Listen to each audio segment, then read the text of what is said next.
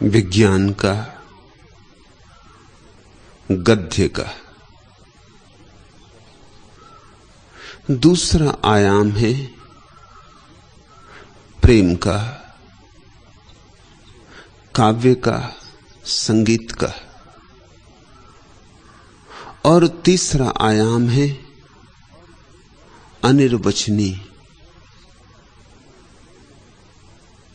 न उसे गद्य में कहा जा सकता, न पद्य में। तर्क तो असमर्थ है ही उसे कहने में। प्रेम के भी पंख टूट जाते हैं।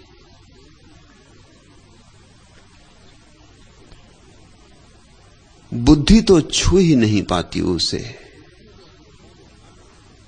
हृदय भी पहुंचते पहुंचते रह जाता है।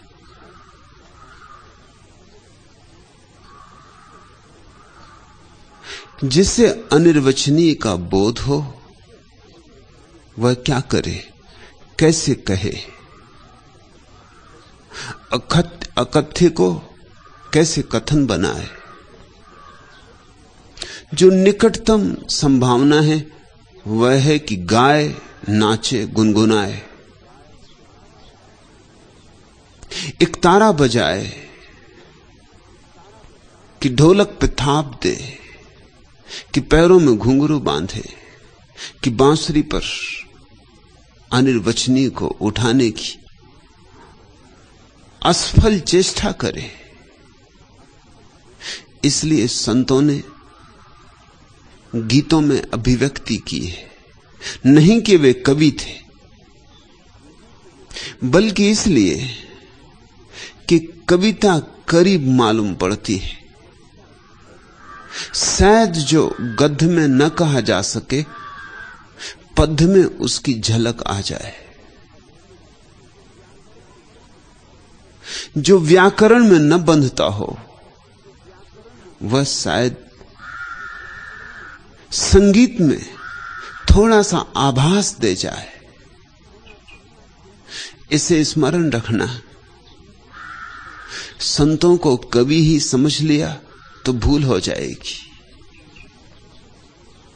संतों ने काव्य में कुछ कहा है जो काव्य के भी अतीत है, जिसे कहा ही नहीं जा सकता।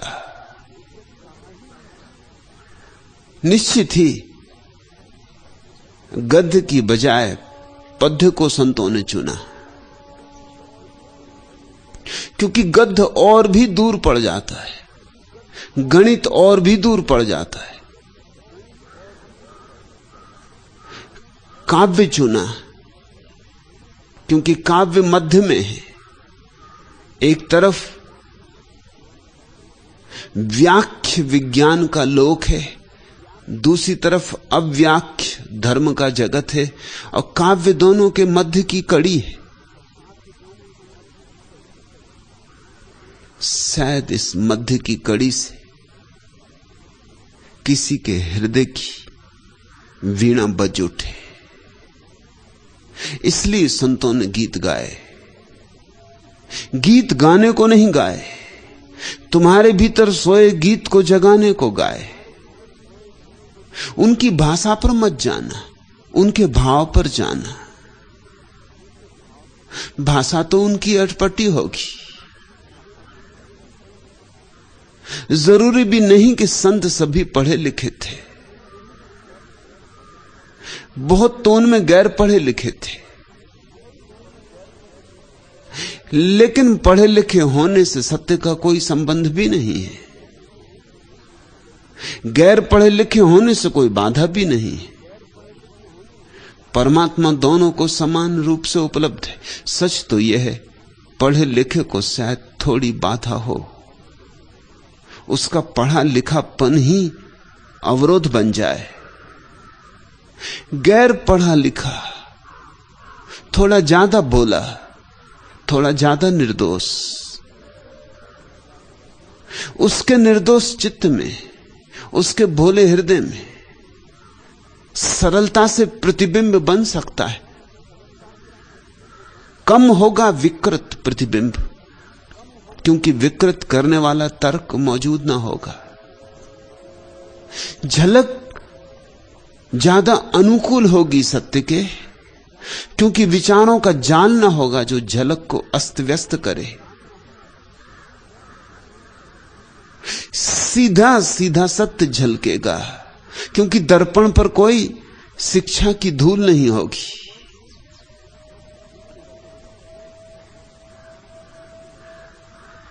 तो भाषा की चिंता मत करना, व्याकरण का हिसाब मत बिठाना, छंद भी उनके ठीक है या नहीं इस विवेचना में भी ना पड़ना, क्योंकि ये तो चूकना हो जाएगा, ये तो व्यर्थ में उलझना हो जाएगा। ये तो गए फूल को देखने और फूल के रंग और फूल के रसायन और फूल किस जाति का है और किस देश से आया है, इस सारे इतिहास में उलझ गए और भूल ही गए कि फूल तो उसके सौंदर्य में है। गुलाब कहां से आया क्या फर्क पड़ता है। ऐतिहासिक चित्त इसी चिंता में पड़ जाता है कि गुलाब कहां से आया। आया तो बाहर से, उसका नाम ही कह रहा है। नाम संस्कृत का नहीं है, हिंदी का नहीं। गुल का अर्थ होता है फूल, आब का अर्थ होता है शान, फूल की शान। आया तो ईरान से, बहुत लंबी यात्रा की, लेकिन यह भी पता हो कि ईरान से आया है गुलाब, तो गुलाब के सौंदर्य का थोड़ी इससे कुछ अनुभव होगा। गुलाब शब्द की व्याख्या भी हो गई तो भी गुलाब से तो वंचित ही रह जाओगे। गुलाब की पखुड़ियां तोड़ ली, पखुड़ियां गिन ली, वजन नाप लिया, तोड़ फोड़ करके सारे रसायन खोज लिए, किन किन से मिलके बना, कितनी मिट्टी, कितना पानी, कितना सूरज, तो भी तो गुलाब के सौंदर्य से वंचित रह जाओगे। ये गुलाब को जानने के ढंग नहीं। गुलाब की पहचान तो उन आंखों में होती जो गुलाब के इतिहास में नहीं उलझती, गुलाब की भाषा में नहीं उलझती, गुलाब के विज्ञान में नहीं उलझती, जो सीधे सीधे नाचते हुए गुलाब के साथ नाच सकता है, जो सूरज में उठे गुलाब के साथ उसके सौंदर्य को पी सकता है, जो भूल ही सकता है अपने को गुलाब में, डुबा सकता है अपने को गुलाब में, और गुलाब को अपने में डूब जाने दे सकता है, वही जानेगा।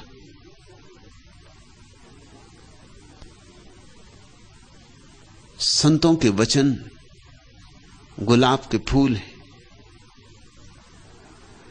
विज्ञान, गणित, तर्क और भाषा की कसौटी पर उन्हें मत कसना, नहीं तो अन्याय होगा। वे तो वंदनाएं हैं, अर्चनाएं हैं, प्रार्थनाएं हैं। वे तो आकाश की तरफ उठी हुई आंखें हैं। वे सब पृथ्वी की आकांक्षाएं हैं, चांद तारों को छू लेने के लिए। उस अभीप्सा को पहचानना, वह अभीप्सा समझ में आने लगे तो संतों का हृदय तुम्हारे सामने खुलेगा। उस संतों के हृदय में द्वार है परमात्मा का। तुम्हारे सब मंदिर मस्जिद, तुम्हारे गुरुद्वारे, तुम्हारे गिरजे परमात्मा के द्वार नहीं, लेकिन संतों के हृदय में निश्चित द्वार है। जीसस के हृदय को समझो तो द्वार मिल जाएगा, चर्च में नहीं। मोहम्मद के प्राणों को पहचान लो तो द्वार मिल जाएगा, मस्जिद में नहीं।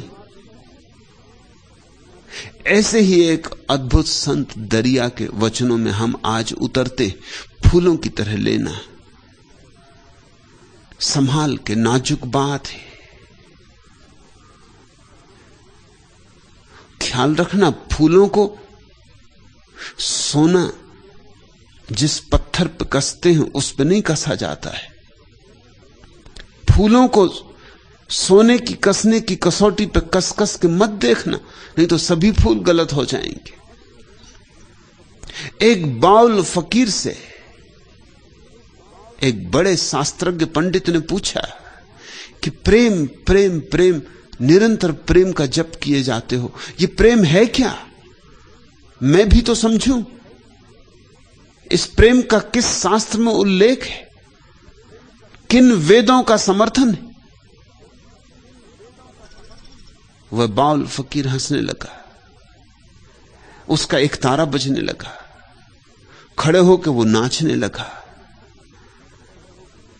पंडित ने कहा, नाचने से क्या होगा और एक तारा बजाने से क्या होगा? व्याख्या होनी चाहिए प्रेम की और शास्त्रों का समर्थन होना चाहिए। कहते हो प्रेम परमात्मा का द्वार है, मगर कहां लिखा है? और नाचो मत, बोलो, एक तारा बंद करो, बैठो। तुम मुझे धोखे में न डाल सकोगे। औरों को धोखे में डाल देते हो एक तारा बजा के, नाच के, औरों को लुभा लेते हो, मुझको ना लुभा सकोगे। उस बाउल फकीर ने फिर भी एक गीत गाया। उस बाउल फकीर ने कहा, गीतों के सिवाय हमारे पास कुछ और है नहीं। यही गीत हमारे वेद, यही गीत हमारे उपनिषद, यही गीत हमारे कुरान। क्षमा करें,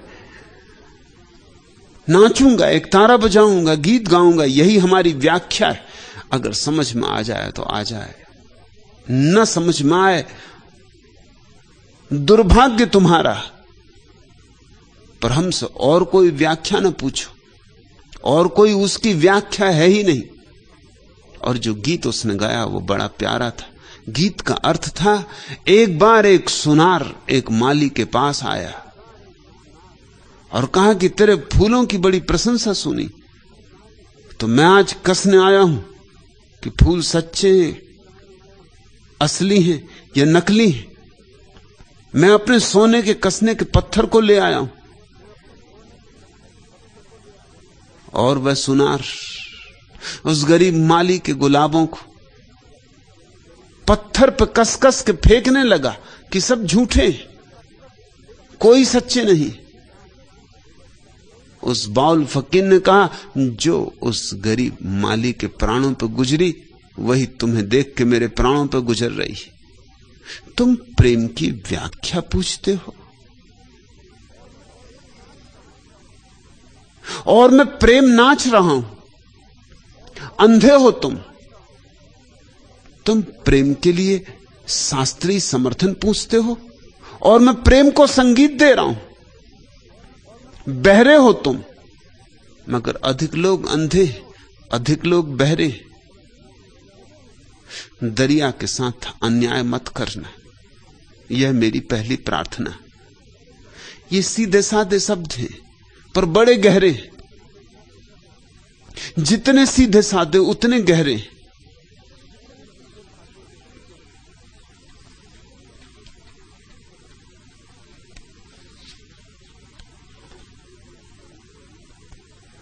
नहीं पूरी पड़ी सारी दिशाएं एक अंजलि को, अधूरी रह गई मेरी विधा एकांत पूजन की। बंधी ओंकार की अविराम सैलाकार बाहों में, नहीं पूरी हुई कोई कड़ी मेरे समर्पण की। समूचा सूर्य भी आजन्म पूजा दीप की मेरे, न बन पाया अकंपित वर्तिका का शुभ्र नीराजन। जपी अपराह्न रंजित स्तब्ध मेरी आयु गायत्री, न कर पाई अभी तक अंश भर उस दीप्ति का वंदन। जीवन भर भी तुम्हारी गायत्री हो जाए तो भी उस अनिर्वचनीय की व्याख्या नहीं होती। और सूरज भी तुम्हारी आरती का दिया बन जाए तो भी पूजा पूरी नहीं होती। नहीं पूरी पड़ी सारी दिशाएं एक अंजलि को, अधूरी रह गई मेरी विधा एकांत पूजन की। बंधी ओंकार की अविराम शैलाकार बाहों में, नहीं पूरी हुई कोई कड़ी मेरे समर्पण की। समूचा सूर्य भी आजन्म पूजा दीप की मेरे, न बन पाया अकंपित वर्तिका का शुभ्र नीराजन। जपी अपराह्न रंजित स्तब्ध मेरी आयु गायत्री, न कर पाई अभी तक अंश भर उस दीप्ति का वंदन। विकलता व्यर्थता इस परिक्रमित चक्रांत जीवन की, तुम ही जानो न जानो और कोई तो न जानेगा। किया मैंने नहीं आह्वान करुणा का तुम्हारी, जब क्षमा की पात्रता मुझ में न कोई और मानेगा। रहा विश्वास भावातीत मन की गतमयी लैसा, नियति मेरी रही केवल उसी संपूर्ति में पकती। भुलाकर स्वप्न गर्भा प्रेरणा की मुक्त राहों को, रही अपनी क्षुभित आराधना की दीनता तकती। सदा टूटा किए सब अर्थ मेरे शब्द तक मेरे, तुम्हारी भव्यता की दिव्य रेखा कृति न बन पाई। अव्यंजित ही सदा जो रह गई अभिशप्त प्राणों में, वही असहाय मेरी भावना निस्पंद पथराई। तुम्हारी सर्वचेतन सर्व आभासित असीमा का, न कोई पारदर्शी बोध मेरी प्रार्थना पाती। अथाई चिर विदारक शून्यता में मूक जड़ जैसी, निपट असमर्थ मेरी मुग्धता अफलित रही आती। न उसे कभी कहा गया, न कभी उसे कभी कहा जा सकेगा। फिर भी बड़ी करुणा है संतों की कि अकथ्य को कथ्य बनाने की चेष्टा की है, जानते हुए, भली भांति जानते हुए कि नहीं ये हुआ है, नहीं ये हो सकेगा। लेकिन फिर भी शायद कोई आतुर प्राण प्यास से भर उठे, शायद कोई सोई आत्मा पुकार से जग जाए। जानते हैं भली भांति सदा टूटा किए सब अर्थ मेरे शब्द तक मेरे, तुम्हारी भव्यता की दिव्य रेखा कृति न बन पाई। कौन बना पाया है परमात्मा के उस रूप को? कौन बांध पाया है रंगों में, शब्दों में? कोई रेखाकृति आज तक बन नहीं पाई। बुलाकर स्वप्न गर्भा प्रेरणा की मुक्त राहों को, रही अपनी क्षुभित आराधना की दीनता तकती। भक्त जानता है अपनी असमर्थता को, संत पहचानता है अपनी दीनता को। विकलता व्यर्थता इस परिक्रमित चक्रांत जीवन की, तुम ही जानो न जानो और कोई तो न जानेगा। और परमात्मा ही पहचानता है भक्त की असमर्थता, और परमात्मा ही पहचानता है भक्त की अथक चेष्टा। नहीं जो कहा जा सकता उसे कहने की, नहीं जो जताया जा सकता उसे जताने की, नहीं जो बताया जा सकता उसे बताने की। इसलिए बड़ी सूक्ष्म प्रीति भरी आंखें चाहिए, बड़ी सरल निर्दोष श्रद्धा भरी बाहें चाहिए, तो ही आलिंगन हो सकेगा।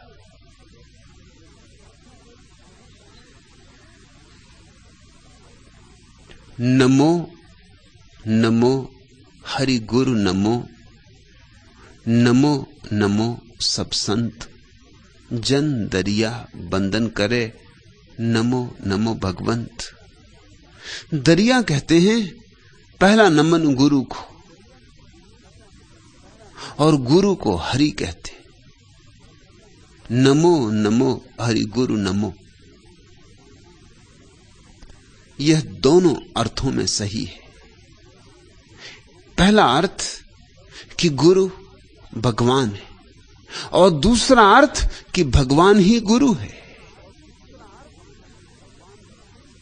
गुरु से